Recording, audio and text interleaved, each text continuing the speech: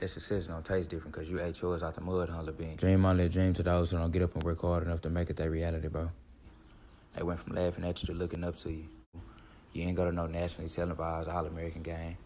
You done came a long way from the JVB team. They ain't had TV crews at your signing day. See, you ain't go to conventional route. You started from the bottom of the depth chart on JV. So what, you had to go to 2 different high schools and 3 different JUCOs all away from your family in 3 different states. Everything you knew, leave your home, your family, your friends, and go JUCO, and ended up getting cut by both JUCOs that was away from your home. Nothing changed. Because, see, football was always about more than just making the flashy plays when people was in their seats. Nah, that was only half the battle. See, football was about working in the dark to you. To you, football was about grinding. It was about the process. Even when nobody believed, when everybody laughed, nothing ever changed. That's why now, you're able to pick where you want to go. Because it was a way of life, bro. You never complained about having too much on your plate, because coming where we come from, that was the goal anyway, just to eat. Go eat. We in this thing. Bean, what's happening, man? What's up with you? How you doing? Ain't nothing, man. How's it going up there in Dallas, Texas? Can't complain, blessed nevertheless. Already, man. You blessed, man. And we talked about it earlier off camera, man. I know, you ready to get to work, man. You was already on campus, right? Western Kentucky, right? Yeah, I had already went through winter workouts, proved myself a little bit, showed what I could do a little bit, 7-on-17 drills. Yeah, and you had a good impression. I seen a lot of excitement wrapped around your signing, man. I seen Western Kentucky, they was tweeting it and man, they was ecstatic to have one of the top JUCO defensive backs, cornerbacks, especially in the country, especially how important y'all is to this game right now with all this chunking the ball around going on. Yes, sir. They love the fact that I decided to sign with them. You know what I'm saying? The process was long and it was real stressful for both sides. Myself, my family, and then the school. But I feel like it was the best decision. You know what I'm saying? The coaches, it's just the relationship we had was unmatched with any other program. So that's what I look for. You know what I'm saying? Step one was find the best relationship. So I feel like I found that at Western Kentucky. Already. So let everybody know where you from. I'm from Dallas, Texas. 214, baby. 214 Bean, baby. Dominique Bradshaw, but they all hear me. I'm gonna refer to him as Bean because he keep it a bean. He gonna keep it a bean with you, man. Great hard worker, and I just think that we should share your story to everybody. Let everybody know what's going on out here and show them the real grind. Bean, coming up, what part of Dallas you came up out of? I came out of West Dallas. West Dallas, West Dallas. Yes, okay, and so what was your sport? What was your favorite sport growing up? See, my favorite sport wasn't even football. It was basketball. It was baseball and basketball. I played flag. You know what I'm saying? Growing up, I loved flag. And then my mom, she was scared I was gonna get hurt, so she made me play soccer. So I started loving soccer. So I played soccer, baseball, and basketball. Then when I was 12, I started playing tackle football. I just been playing it and fell in love with it ever since. Can't lose the love for it. Man, soccer is a hell of a sport, Bubba. You know that is a lot of running, man. I got a whole different respect for soccer players and seeing how much they run, and it's like you going 100 miles an hour the whole entire game, man. Do you think that soccer translated into your good footwork? Because you got some excellent feet, great reaction, and explosion through your feet. Did soccer set the foundation for that? I feel like soccer did because the certain movements that a soccer player need have to be swift and quick. It helped. I feel like soccer did help me with my quick twitchability and also with my conditioning for sure. Being able to run, when you tired, you still gotta play in soccer. So same way in football, fourth down, fourth quarter, you still gotta play even though you're tired. So I feel like soccer did have a big effect on me playing soccer. It did help me a lot with my game in football. As far as baseball, the hand-eye coordination. Oh yeah, for sure. Cause most people I was skinnier. I was little when I played baseball, but I played catcher. Right. I played catcher. So me being skinny, I you know what I'm saying. I feel like baseball helped me too. Being able to catch that ball moving, 80, 90 miles per hour. In high school and growing up, that ball moving pretty fast. So yeah, that really did have a lot of a big push for me for sure. What did you play in baseball? I played center field in high school, but growing up all my life I played pitcher and catcher.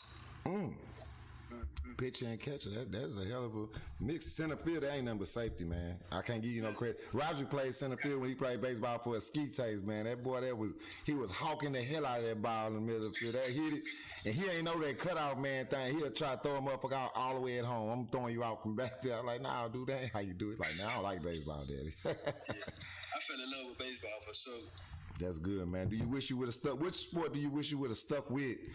You know, knowing what you know now, you know, we'll get through the whole story, but, you know, looking back, you know, what sport do you think you would have stuck at, or did you make the right decision?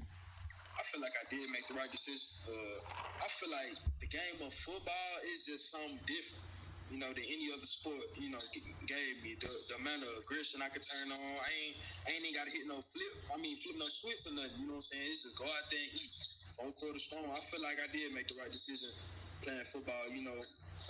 In the world we live in, everything's centered around money, and people is pushing me to play baseball for money. And I'm just not all about the money. I'm all about enjoying myself and doing what I feel like my purpose is. And I feel like my purpose is, you know, locking up the best receiver, you know, playing football. Hey, that's a good message. What you said, you know, your heart wasn't in those other sports because, you know, we just had money farming in, and they say he probably would have been one of the best defensive backs to come out from down here. And I don't know if you heard, you know, down here we produce defensive backs. Like I think you probably was born down here and moved up there. You know what I'm saying? But he said, you know, everybody wanted to know, was like, man, if you'd have stayed defensive back, he probably still been in the NFL. Ain't no telling where the hell he been. Probably been the top corner in the NFL. He was just like, man, my heart not in it. You know, my heart was scoring touchdowns and, you know, on that side, you know, and that made a bunch of people, you know, us old heads, because we was under the thing like, man, as long as I'm not on the sideline, I'm playing wherever. You know what I'm saying? We didn't have that option, you know, and y'all got a different playing field. You know, mentality-wise, it's really smarter if you think about it. You know what I'm saying? Because we spun our wheels. We was all out of position. And a lot of y'all are not coming out of here out of position. Y'all are polished in the position y'all been playing. So as far as your parents, who did you get your talent from? The mama side or the daddy side? We're gonna talk about it. Honestly, I can't even tell you. But my dad for sure. He was a baller. Yeah, my dad's side of the family is all athletes. Really, I don't know how true it is, but my grandma and them tell me that Ma Bradshaw is my kinfolk in some type of way. So I don't know how that ties in, but I know that's probably one for sure. But I don't really know where I get my talent from because, you know, nobody really play now. Right. I'm the youngest, you know what I'm saying, out of my group of family, so you know, it's hard to, you know, choose out who was really good and who just had them dreams back in the day. Right. Hey, who was your favorite player growing up? Who did you look for? Who did you try to emulate? So my favorite player growing up was Darrell Reeves. Ooh, that's a stiff one right there, boy. Yeah, because, I mean, I wasn't really the fastest, the strongest. I was skinny as I don't know what. And everybody used to tell me, Darrell Reeves is a technician. You need to watch him, da-da-da-da. Okay, I'm gonna watch and I'm gonna see, and I you know, so I try to mirror my game after D. Reeves for sure. Right. And keep the pioneers at the cornerback position, because I ain't even play cornerback out my life, so. Okay. Somebody who taught me really how to play corner. Okay, what was your favorite football? I mean, your first football memory. Like, what locked you in to like, man, I'm gonna play this football thing? What moment? At any level, because some people like to get it late. Some people, a lot of people was just going through the motions playing and it didn't snap to until like they junior year in high school. Like, I'm all right in this. You know, when did it snap to you that I like this thing? So, all my life I played QB, but I never hit no growth spurt. So 7th, 8th grade, coaches tried to move me to like receiver or whatever. You know, I was balling at receiver, but I wasn't fast. I just make, you know what I'm saying, moves in the open field. And I knew all the plays. You know, coaches always knew Bradshaw gonna learn his technique fundamentals. You know, he know what he supposed to do. You know, so 8th grade year, our quarterback, I was on B team. I never touched the A team all my life. So B team, right before our big rivalry game, they put me at quarterback. And I went out there, and one of my buddies I grew up with all my life, you know, we've been playing ball with each other since the backyard. I went out there and I threw 2 touchdown passes, brought our team back, and we got the dub. So that has to be my favorite. That memory right there, I'm going to forever remember that game. You know, that game changed my football outlook for sure. That locked you in, man. So you have any siblings? Yeah, I have 4 older brothers and a little sister. 4 older brothers. So you the baby boy. I'm the baby boy, yeah. Okay. Any of your older brothers play sports? Yeah, both of my brothers, well, all 3 of my brothers played football, basketball. You know, we was all kind of athletic. We all was athletes for sure. But none of us could, you know, scratch the surface and go, you know, somewhere that we really dreamed about going. So I feel like, you know, that also pushed me to, you know, do what I do because we all want to go D1. You know, I finally get to do it out of all of us. It's good because you had that good curve, and in front of you had older brothers to watch, and you get stronger down the line as it go. It always comes out that the baby boy ended up being the one because he had influence from the older brothers, and fair is fair. Life ain't fair, but that's usually how it go, you know. So even with my baby boy, he's looking at his 2 older brothers, and now the expectation is, okay, I got to go to college and play football. You know, a lot of baby brothers, their expectation is, well, after high school, we done, and we going to go get a job or go to jail or do something, you know, whatever. You know, so they had a good influence on you. In your family, who has the biggest impact on you? Like, who is your go-to guy when you're having a bad day? Or your go-to girl, or whoever, you know, your go-to lady? Who is that? Because this is my mama. I say I got 2 people. One that motivate me and one that get my mind right. Right. One that motivate me would have to be my mom for sure. And then my oldest brother, he get my mind right. Him and my niece, really. You know what I'm saying? So I guess I got 3 people. Because really my niece, you know what I'm saying, seeing my niece's face, seeing how happy she is when she see me, seeing her glow up like that, you know what I'm saying? I'm trying to be the person to put her life successfully into, you know what I'm saying, where she always has that smile. She ain't got to worry about being sad. So, you know what I'm saying, I had to say my niece for sure. If I had to say anybody, I'd say my niece or my mom. That's good. And women and females in general, they know how to simplify stuff that men naturally make more and more, how can I say, complicated, you know. And they got a good job. That's why it's good to have them in your life. How good was you on your Little League team? My Little League team, okay, Little League wise, I ain't gonna lie, I really wasn't that good, but I played baseball and I played quarterback. Right. And I was kind of fast, so it was like, just go play quarterback. You know, I couldn't catch for anything. I couldn't catch a common cold if they had a common cold out there back in the day. But quarterback was always my position. Right. For sure. Did that? My skill set wasn't too good. Yeah, you had to work on it, right?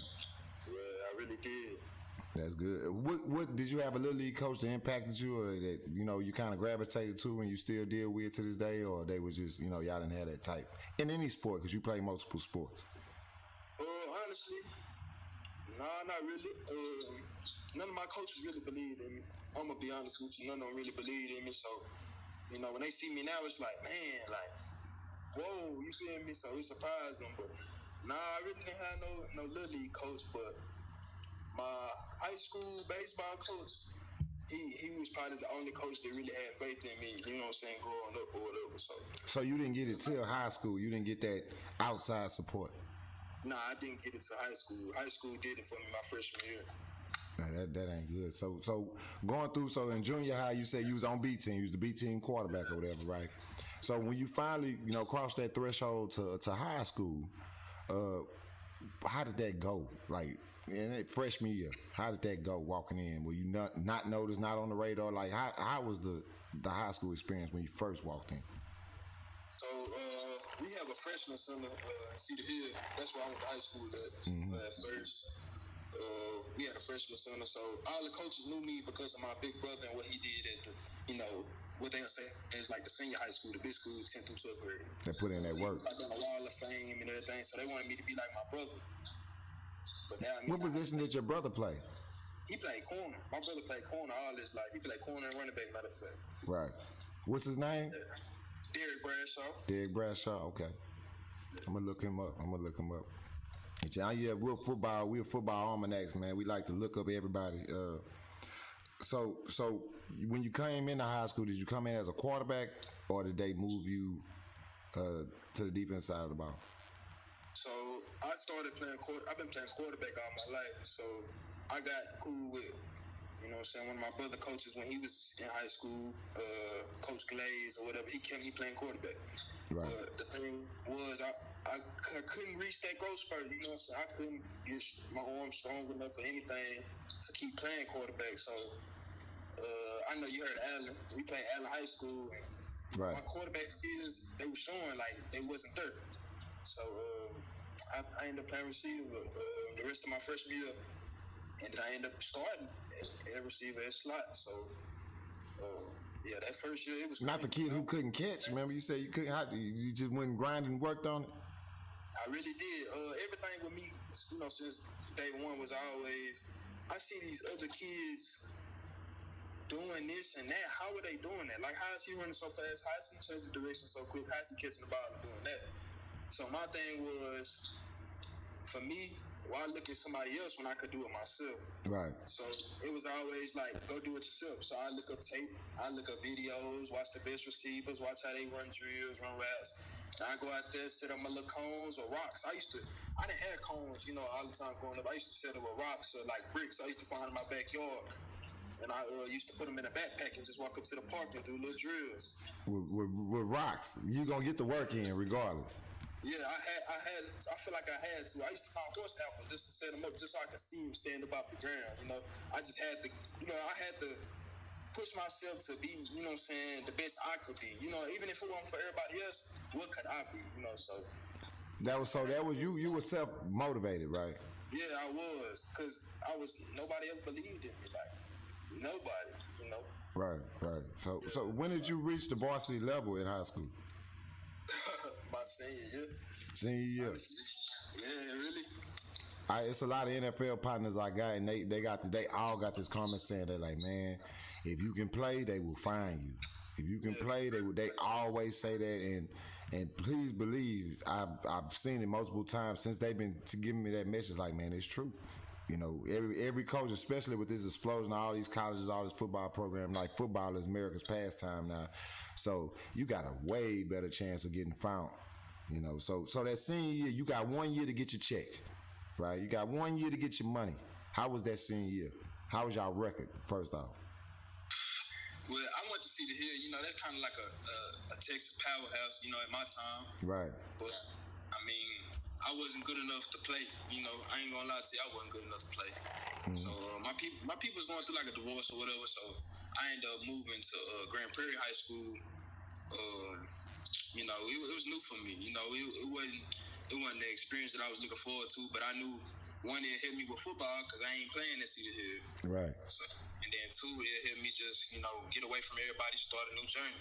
So I moved to Cedar Hill, and Grand Prairie. And when I first got there, it was just like they put me in the fire. Like, you want to play? You went to Cedar Hill just because of the name? We're going to throw you in there and see what you can do. So that's what they did. And I was playing receiver and corner. That's when I first started playing cornerback my senior year. So you made the train. So you had to switch high schools before your senior year, you switched, or so right before? So kids been there 4 years and you got to go get some money. Yeah. So my junior year, the second semester of my junior year, which would be like the spring, I had transferred to Grand Prairie High School. So how did you finish? I mean, throughout the season, like, did you progress as the season went on, or was it steady? Like, what? Senior year, I played receiver, punt return, corner. I wasn't really trying to hit nobody back then, because I never really played defense. You know, it was right. new to me. But some kind of way, I stick with everybody. You know, it was just like some raw, natural ability for me to just play corner. Like, I had taught myself how to backpedal and all that, you know, from when I first got to Grand Prairie all the way through. And I just played corner. I was doing pretty good. You know, I played receiver, caught a couple of touchdowns against some of the big name schools in Texas at the time, you know, Cedar Hill, DeSoto. I went off Duncanville game, which is also a big school now. You know, it wasn't too good when I played, but yeah. So. Man, I'm gonna tell you, Dallas has maintained at least two powerhouses per segment. You can pick them whenever. I got people that's from Dallas. Like, I don't know if Roger told you, but like I got a lot of people that have the other half of my family from Dallas, Texas, and boy, they talk big cash money shit, you know. But it's been periods of powerhouses consistently in a row. It might be these two, this 10 years, 5 years, and it'll be the next two. So I know playing football in Dallas is definitely a big dynamic. So how did y'all finish the season? Did y'all go to playoffs or none of that? I mean, we barely won games, honestly. You know, I think we went 2-8. Damn. And we lost I remember my first game on varsity, I cried because I really wanted to win so bad. Like, I feel like I put in so much work to be, to excel, and when I failed, it just hurt me. So losing those games, going 2-8, that also gave me fire. Like, man, I'm tired of losing. Like, I came from a winning school. I'm not no loser. Right. It's just the mindset and the mentality that I had. Like, I'm not no loser. So, I gotta win. how was your production in the midst of losing? Because as a cornerback, you could be on a losing team, but I don't want to sound you can be winning, but your team losing. I understand you took it as an overall loss because it don't matter if you had 15 interceptions that season. If y'all lost, a 2-8 is 2-8, and you take ownership of that too. I can tell by your response. But how was your production that year? So my production defensively wasn't good as far as coming up, making tackles, being physical and stuff. I just didn't want the receiver to catch the ball. That's what it was. But production wise, I mean, I didn't give up. I gave up one touchdown my whole senior year, my first year playing corner, and it was my whole high school. So it kind of that hurt me too. Right. And it was against one of the top receivers in the nation at that time. So what's his name? You got his name? Yeah, Charleston Rambo. He goes to OU right now. Charleston Rambo? Yes, sir. That name sounds from Charleston Rambo. He got an older brother or something like that? Nah, he don't. Nah, he don't. Okay. Not from what I know. So that was your biggest matchup of the season? Yeah, it really was. See that playing my old high school, still being in their district, being able to play them, that was probably one of my best games defensively, and then giving up that touchdown just hit me a little bit. Right. But, yeah. How was but you held him to one touchdown? How many catches? I gave up one touchdown all season. I ain't really give up no catches though, for real. Not it was at all. crazy. I was making it happen, but I ain't really give up too many catches. So that was hell for the other corner. Yeah, for real. Though. It really was. And they was I was a senior, and they was sophomores, juniors, young guys, just young at the position, but young-minded overall. They didn't really have that, that extra drive. Right. So they was really just out there. Well, damn. So how was the recruiting process once the season ended? My senior Yeah. year? Wasn't no recruiting process. No looks? It was nothing. Zero. So you gave up one catch, one touchdown the whole season, and no looks, no nothing? Nope. Not even, wow. No, they said I was too little. I was little. I was probably 140 in high school. 130, 140 for real. Barely. So okay, no look. So how early, when did it lock in? Hey man, if I want to play football, I got to make something shake. So it had to be, I stayed around Grand Prairie, after I graduated to, they had great facilities. I mean, I didn't understand how I wasn't winning, but they had great facilities. But I wanted to play college ball. And I had got hit up by Missouri Valley. Heard myself, Missouri Valley. And they was come play, but I didn't really want to play receiver at the time. It was crazy. I've been playing receiver offense all my life. I didn't want to play receiver, but they told me to come. But I was I'm better than this. You know what I'm saying? I'm better than I want to go D1, So I don't know. It really ain't started high school. It really didn't. I had to sit out. When I graduated, I didn't have to sit out, but I sit out, after high school. I had some family stuff going on or whatever, so I moved out, and I just grind, that whole first fall semester of, 2016, so fall of 2016, I was just grinding, just football. Right. Working a good job to be able to fend for myself. Did you use that as a stress reliever, like the football workout, to get your mind off whatever's going on in the personal life? Yeah, football really is my stress reliever. No matter what I go through, or I see this game, even if I'm just watching film, it's just watching the game, being around it, even touching the football. It's just something it just do to me. It's a natural love that, it's like candy for a baby. It's right. just I don't know. It's just something that it just do something to me, basically. So honestly, it just do something to me. So you sat out and you went and worked on what did you work on specifically to say, well, you know, on that year off, because you know you can't just be working blindly, or did you work blindly, or did you have a focus point like, let me fix this, let me fix that, so I can resell myself? Because what you're doing is, I call it repackaging. You know, okay, you missed your first shot, let me repackage, take this year and repackage so I can sell myself again. What did you fix? Well, I didn't get recruited, so I didn't know like what position I wanted to play. So I didn't know if I'm gonna play receiver, if I was gonna get, you know, I knew I was gonna try and go JUCO. That was my mindset. Like, okay, I didn't have the best year, you know, I can develop and maybe try and do this and that. I heard about JUCO. My brother went JUCO, so it's like try and go JUCO. But as far as that time off, like I just worked on everything. Like anything that I felt like I seen on like social media or like the internet, or when I look up drills, I tried to do that to the best of my ability. Self-education. You didn't have no personal trainer, none of that good stuff, huh? Nah. You just had you. You had Dominique. That's it. That's who you had. Me and God. That's really it. God, dog. So you go JUCO. How did you get to the first JUCO? Did you get to? How did that happen? So my first JUCO, it was crazy. I made me a little workout video, put it together. To me now, it's like, what did they see in me back then, you know? But I like watching that workout video that I made to get seen by JUCO. So I had posted a video, 2016 Christmas.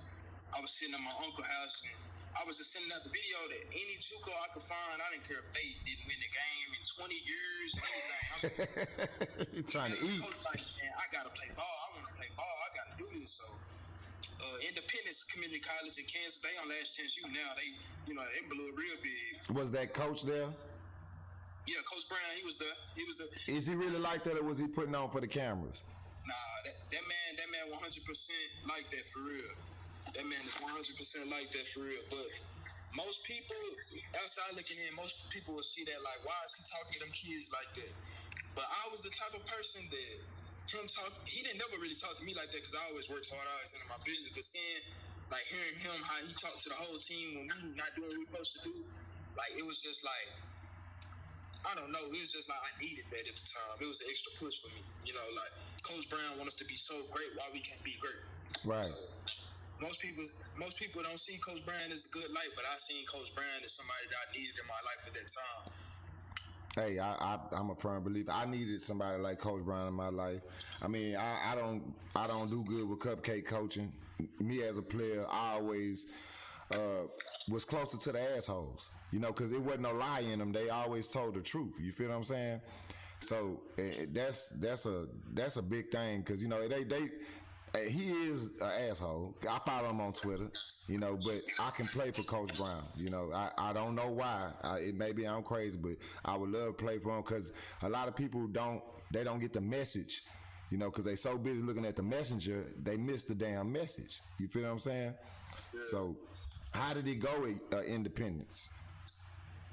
Independence was crazy. I mean, it taught me that nothing is given, everything is earned. Let's put it like that.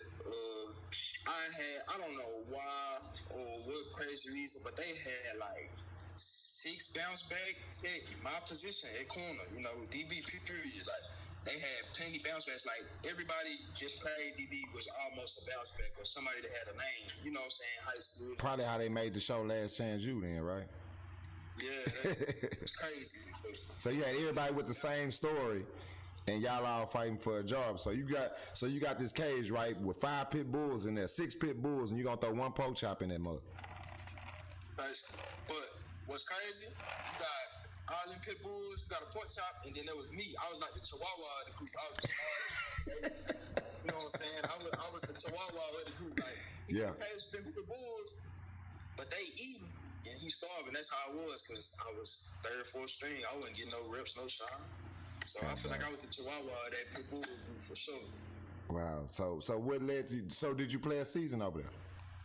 Didn't. They cut me. Wow.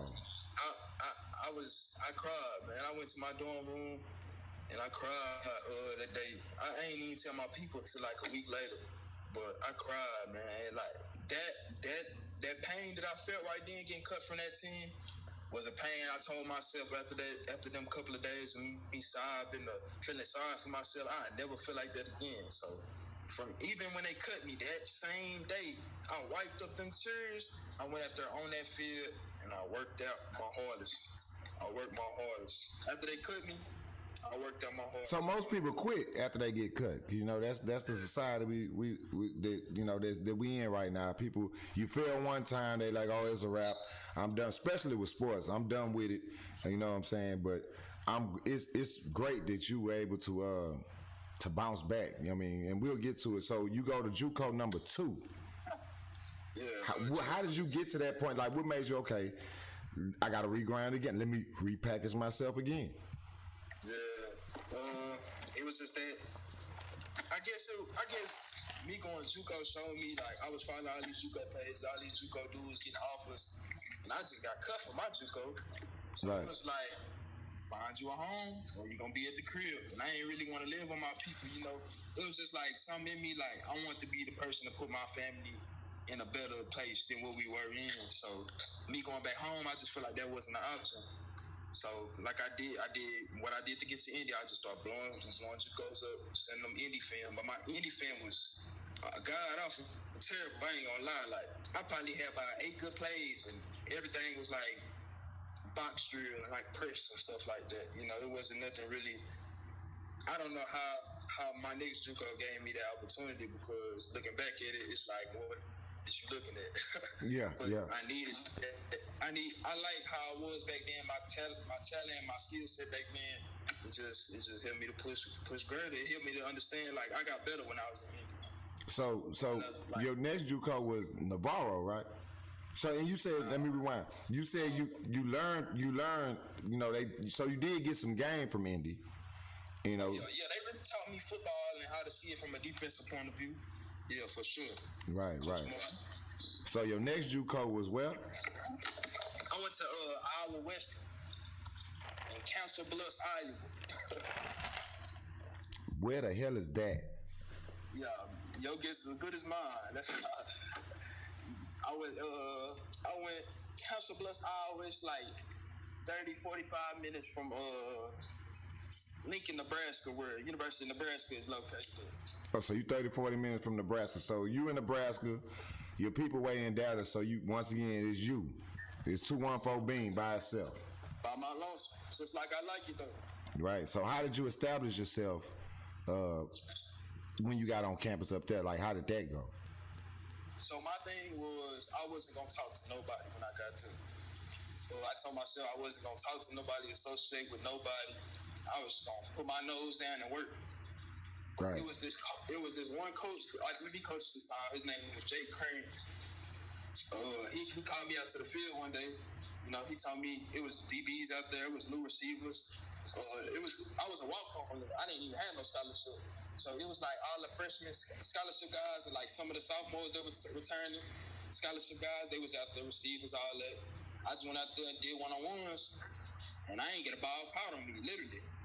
Really? I didn't get no ball caught on me. Next day forward, them boys put me in a position to try and, be the star of their team. Right. So did you play a season over there? I didn't play a season. I got red shirt. You got red shirt. And what's really crazy about it, I was starting. I was running with the walk-ons, which is the 4 and the 5s. They had JV teams, so I was running with the JV team. Right. And, they had that many players? They had that many players and people trying to walk on from, all over Iowa was trying to come there because it's like a top JUCO. They was looked at a lot in Iowa and where they played it. Right. Okay. So you get red shirt. So what happened that red shirt year that led to you leaving that school? Like what went on? So my red shirt year, my mom was going through the process of like we was losing our house at that time. Dog. Yeah, it was crazy. She was thinking about filing for bankruptcy and all types of stuff, and it was just real stressful. It was hard for her. Like I was giving plasma to be able to like have money in my pocket, so I wouldn't have to ask my mama to send me some money so I could eat tonight. You was giving plasma? Plasma. Yeah, I was going and giving plasma at the clinic so I could have some money to eat. Because I ain't want to ask my mom or my pops for it, you know. I ain't want to ask them for it because it was already extra stress. I'm so many hours away from home. They don't know what I'm doing. I'm a walk-on, so I'm really finna be in debt, taking out plenty loans, and you know, it was just a lot for you know, 18, 19-year-old. You know, I think I was 18, 19 at the time for sure. You know, so it was a lot. You know, so seeing me go through that, I just didn't want to put no more stress on them. So I just tried to feel for myself. Right. You give me some light now, Bean. I gotta see. People gotta see your face when you. You dropping some science on them. I'm telling you, drop. This here right here. So let me get. So you had to. Man, this is rough. This is rough, man. Because the reason I'm saying it's rough, because you don't know how strong it is for somebody to still try to do the right thing. You know, why you going through that? You know, a lot of people, they cop out. They make excuses. Well, okay, this is my excuse to go do whatever illegal, right? What the majority of people do. You feel what I'm saying? In your situation. But you did all that, and at the same time, you had to repackage yourself again. How did that go? I feel like the Navarro thing was it was a move that I was prepared for. You know, I feel like me getting cut from a JUCO, me not having nothing in high school, it was like another step at university. I don't know nobody here, don't know no coaches. Just go do what you got to do to try and eat. So I don't know. It's I already been faced this part of adversity, so just go do it again and see what come out of it. What made you pick Navarro or made Navarro pick you? How did that relationship, how did that happen?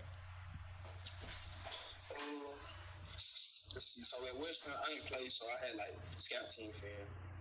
But I just told the coaches like the situation with my mom and, you know, us possibly losing our home or whatever. So it was like, you know, just try and go to Navarro, you know, try and stay close to home. But they was helping me, you know, they was like, they was basically like, you know, come on, you know, let's see. Because at that point in time, I guess, like, they lost all their corners, so they didn't have them.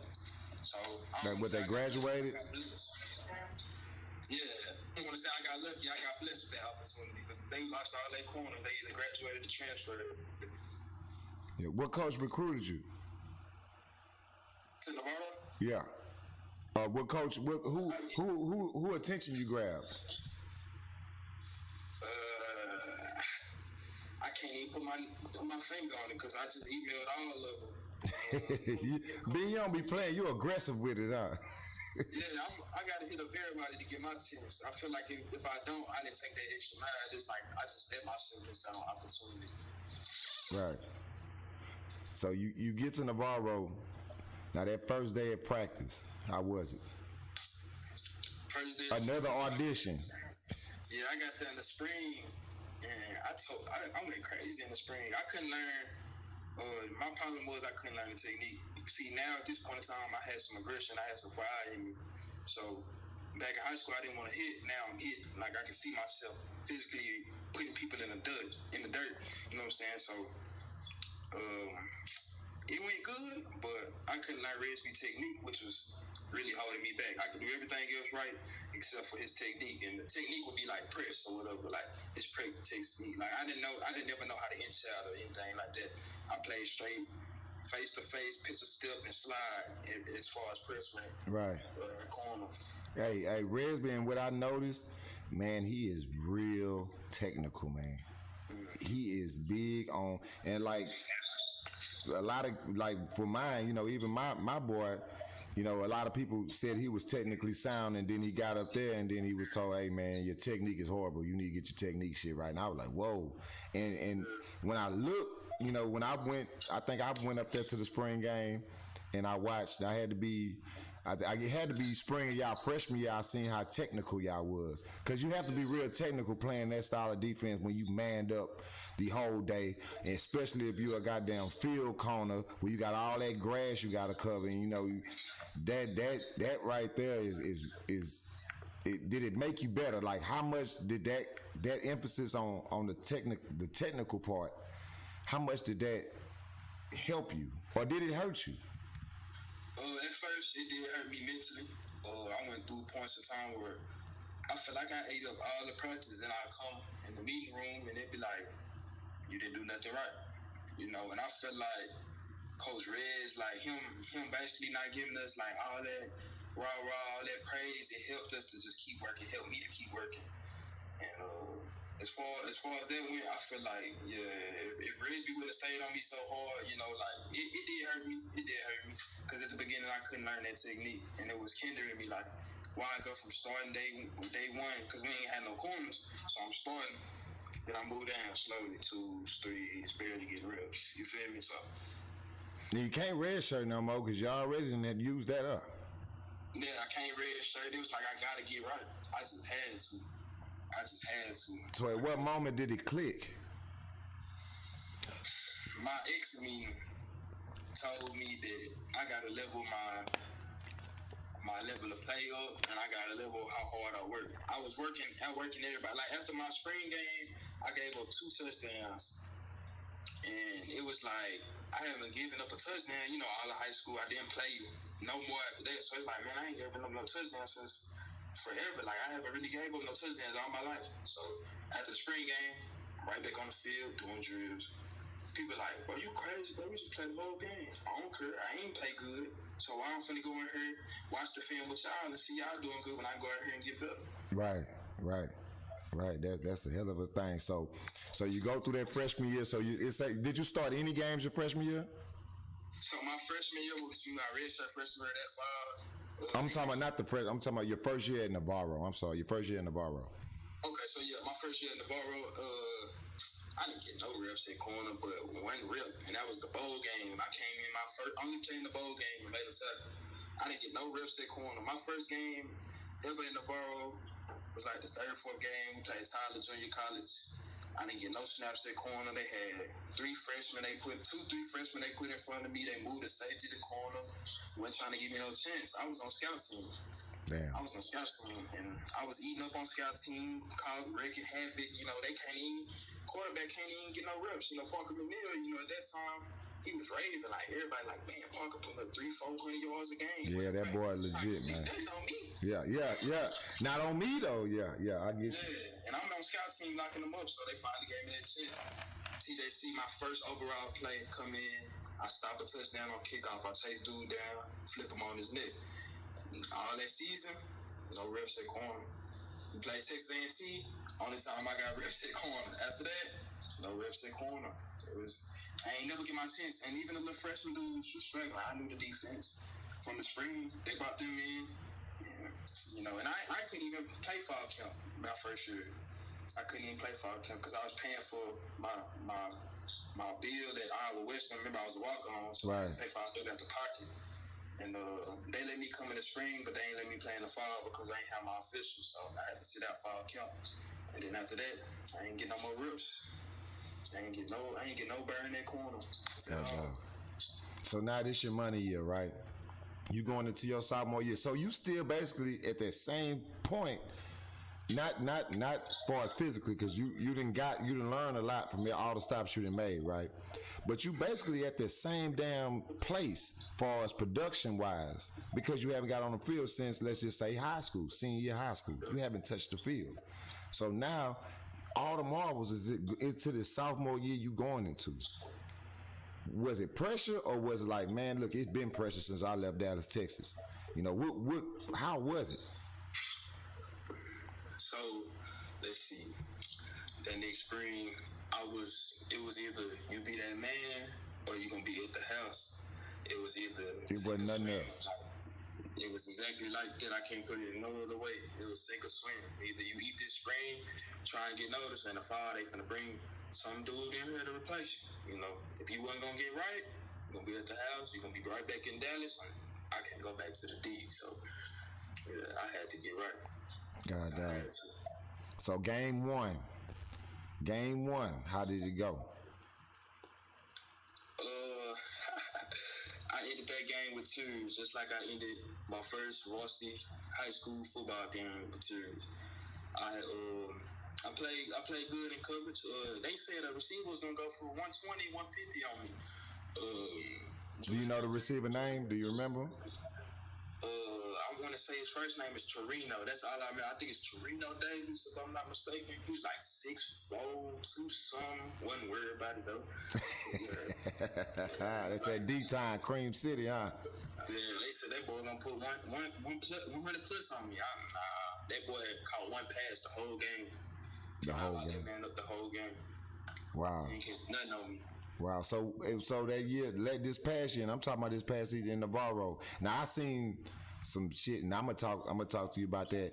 But what do you feel was your best performance? TJC was the game. I had 5 PBUs that game. 5 PBUs. So TJC had to be the best game for me for sure. TJC, yeah, because after that game, you know, coaches hit me up. Like, that's when I got on everybody's radar. I was leading Zuko in interceptions. I mean, not interceptions, pass breakups. Right. I had 9, and that was after we played TJC 4th game of the season. So at the 4th game of the season, I had 9 PPUs. So wow, that was my best performance for sure. Nobody messing with you. So you were the number 1 corner. Yeah. This season, yes, sir. How did Coach Resby feel about your production? Coach Rez, I feel like all of the coaches, you know, Coach Rez for sure. I feel like they all feel like I really went out there and did what I could do. You know, I started off slow, kinda, you know, still in my first time playing. But I feel like as far as production went, my production was good, great. You know, it wasn't me.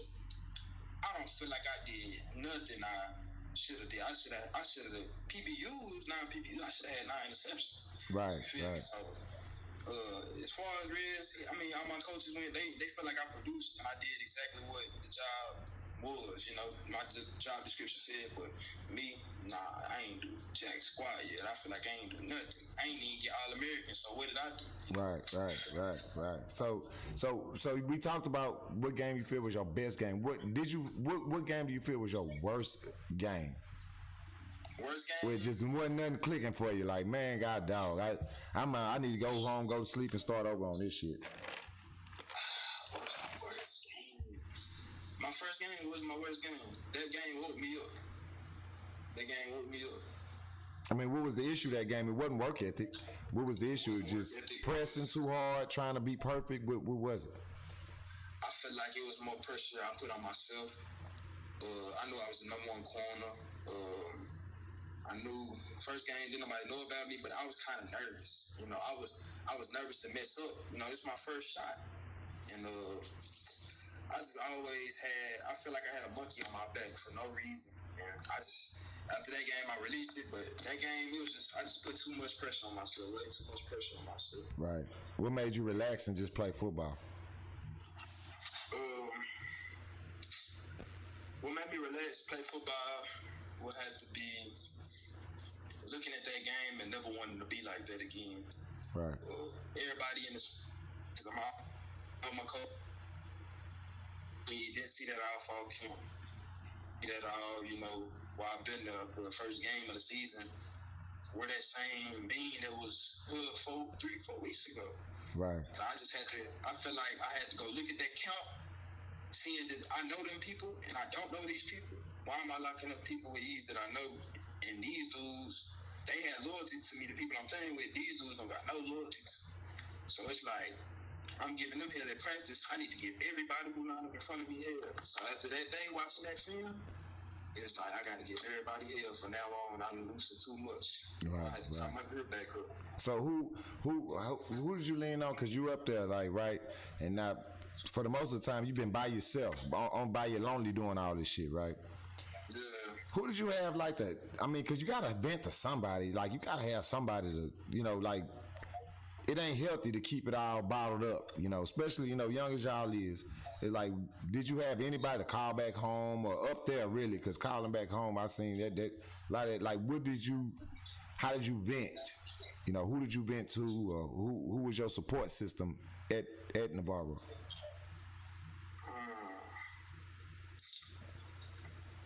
I really don't feel like, I feel like at my point in Navarro, I feel like I only had 2 people that supported me, you know, that makes sense. Like, outside of my team, outside of, you know, my family. Like, I had my boy who I grew up with, his name DeMarcus, and my homegirl Sarah. Them was the only people I could vent to. They're the only people I feel like understood, you know what I'm saying? Everything that go on outside of football and inside of football. So, right. And I have my granny. Like, I used to sit in there and talk to my granny. Right. That's that love right there. Granny gonna tell you exactly. Granny gonna say, ain't nothing wrong with you, boy. Yeah. It's something wrong with them. You know what I'm saying? She would straight me up real quick. Like, stop thinking like that. Stop talking like that. So she was really my steering wheel. I had to get right back on my path. Right. No excuses, man. No excuses. So moving forward, we get to this conference championship game, man. And I'm gonna tell you this here. I'm gonna be a father right here, right? So they throw Roderick in there. They throw my boy in there, and I said, "Oh shit." They not. And I look, me and my wife watching the game. We watching the game on TV. I said, "They not finna throw a bean to you. They finna throw this motherfucker at Roderick. Roderick coming off the bench cold. I'm finna have to explain to him, if you give up the game-winning touchdown, hey man, it's okay. I'm getting all this shit here ready." And they played with you, and you put on a performance that was like so beautiful. Like, I was trying to I'm gonna find that film and put it on this here interview. But like, the plays you made was so effortless, so non-pressure. You weren't tense. You was like, man, I've been waiting for this moment here all my life. It was like pitching a shutout, man. You know, it was beautiful. What was going through your head in that moment? For one, I don't even know if I can ask this. I don't know if I can ask. When they brought another cornerback in on the other side, you know, and you know how that secondary brotherhood is. You know, defense is a brotherhood in its own. But that secondary is a whole nother brotherhood of, hey man, we can't let nobody. For one, the game is on us. You know, in football now, it's pass first. It ain't run first. We're gonna call a spade a spade. It's pass first. And in this situation, what is a touchdown ends the game. You can't give it up. You the leader of the defense. You the leader of the secondary. What was said? Put us in the huddle, Bean.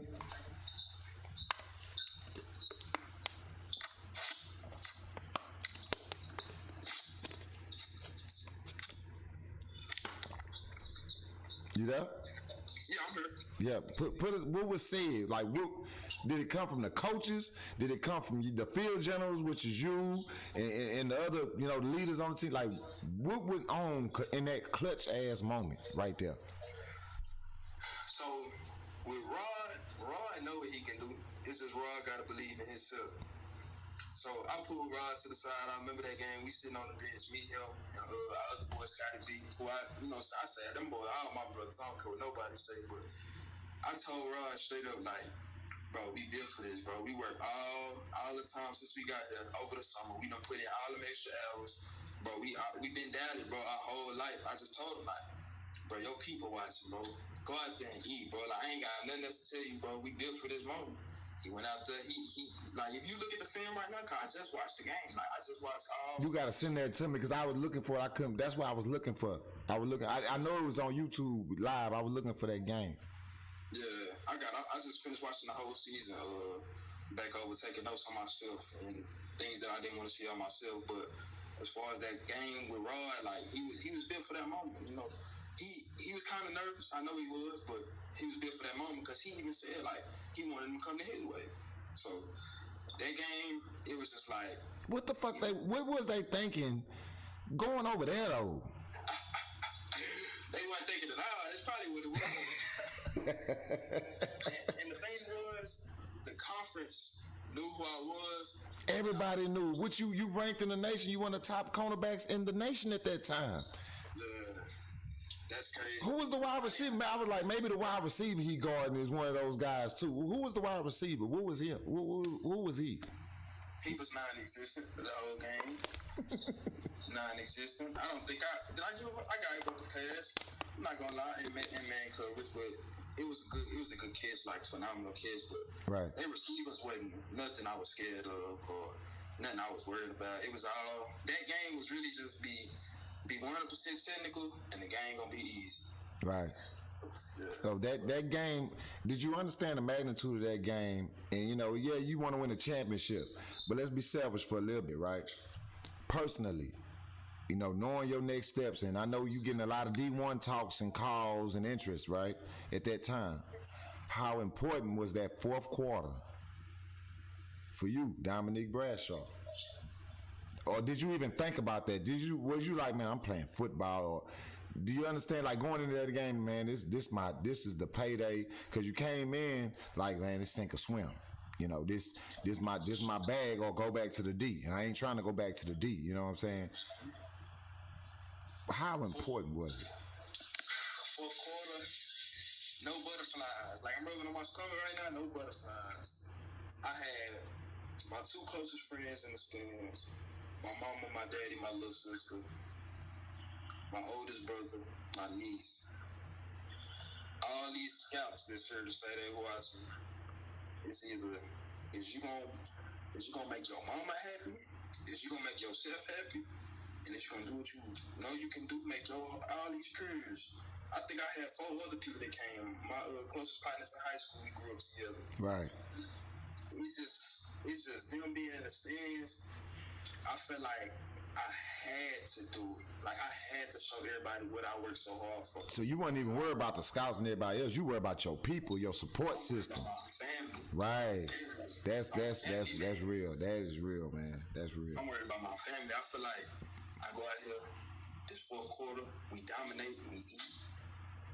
I'm gonna get everything that I prayed for. Right. And my mama and them gonna see me gain it right here. Right. That's all. And y'all did that. Y'all did that, man. That was a hell of a performance by the defense, man. Like, that right there. And like I say, as a forward, I was sitting there, and me and Roderick Mama, and when they threw him in there, and I'm like, why would they put him in the fourth quarter cold? I'm like, man, I'm finna have to explain to this dude how he gave up the game-winning touchdown. Hey, man, man, beat me for a minute. You know what I'm saying? And I'm like, how in the hell, but.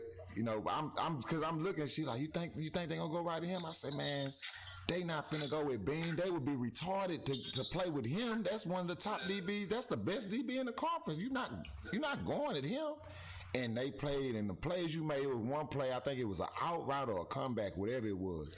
And you broke on it so effortlessly, so clean, so just like, I don't know, you could have picked it.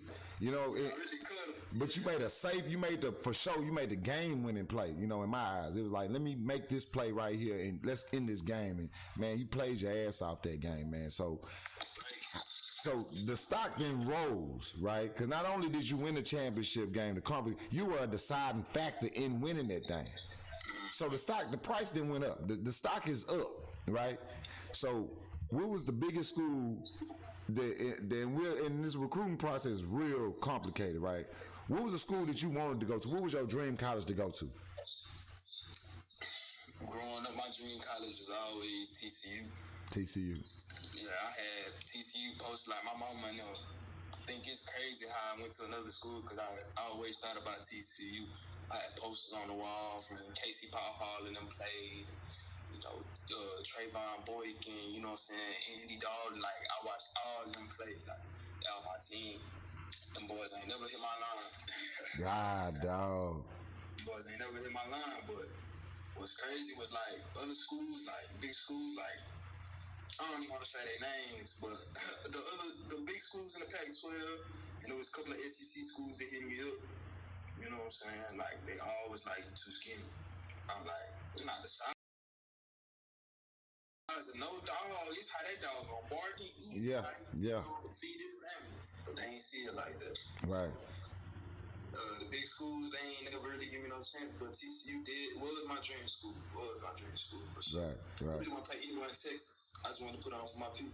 Right. So in your thought process, all right, because you got options, even though that we talked about the dream schools, but you got schools, galore. Right. So how did you decipher the real offers from the fake offers? And you know what I mean when I say fake offers, let me get you so he won't go over there. I don't want to play against him. Or let me get him even though I got 17 cornerbacks on. Now, mind you only got 2 more years of eligibility, right? You ain't got time to play. So now your stuff got to be way more intensive and critical for us to thinking on choosing where you go. So how did you narrow it down? So I learned fast that recruiting is a business. Like this college stuff, all this is a business. You know, I had to make a business decision. I feel like. Mm-hmm. So Utah was my first scholarship offer, like ever really like D1. You know what I'm saying? They made me. I was even like, but like I didn't really want to go there because I feel like if I go there, they got all these 4, 5-star guys. I ain't gonna have nothing but what, three stars when I come in there. They can throw them in there. Right. So I had to do my research. I researched the schools, who they had there, who they had possibly coming back. I looked up the depth charts from games. I did my research, you know what I'm saying? I had to make that decision. I fell in love with campuses, and then I fell in love with coaches and my relationship with the coaches. I feel like the relationship was the deciding factor. My relationship with coaches, how I communicate with the coach, was it forced? Did I feel like I could talk to this man about life if it came down to it, if I came here? Like, I feel like all that tied into, you know, my decision. So who are your final four? My final four was... Because it's a now I don't want nobody to get mad if they watching this. Yeah. The final four is an accomplishment, you know. First of all, it's a blessing to even have a final four of Division I schools to pick to. But so whatever schools, don't get mad at them. This was the final four of his selections. Who you got? I had ODU at 1, which is crazy. Them boys, I don't even think them boys won a game this season, if I'm not mistaken. Maybe 1 or 2. I just feel like any school that I pick, I had to be that man. You know, it's my time. You know, it's my time. It's my 2 years. I got to get to the league. Yes. So I'm finna go be the man. I had ODU as my number 1 choice. I love the campus, love the coaches, had the best relationship with Coach Grady Brown. You know, now he's at McNeese State coaching, but them coaches had ended up getting fired or whatever. So I had to scratch them boys off the list. Not too many people knew. I was still communicating with the new coach, communicating with the staff closely. So I had ODU. That's Old Dominion for y'all non-college knowing. That's Old Dominion University, yeah. In Norfolk, Virginia, yes. Yeah.